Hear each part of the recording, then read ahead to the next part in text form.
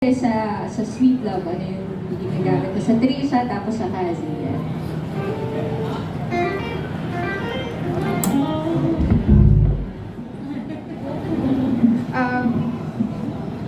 Yung amp na ginagamit ko dito, yung reverb ko din.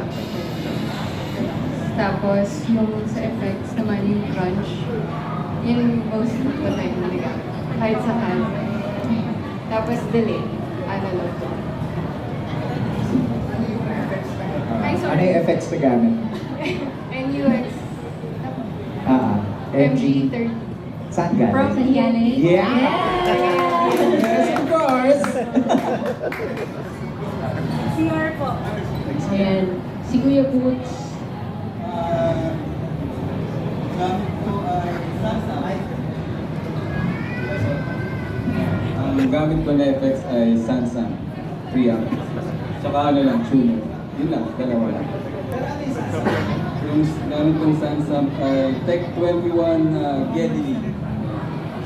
So, tapos yung settings ko parang yung low nasa ano ba to? 1 o'clock. Tapos yung high nasa 2 o'clock. Tapos yung drive nasa 2, mid nasa 2. Tapos yung sa preamp ko kasi meron siyang parang yung pwede na pumili kung deep or may drive. So yung sa akin nasa konting drive. Tapos naglalagay din ako ng drive na nasa 2.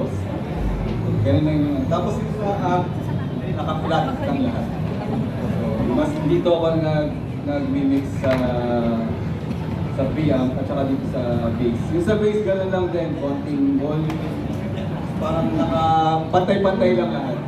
Mas dito talaga lahat yung umiikot yung tunog sa bass.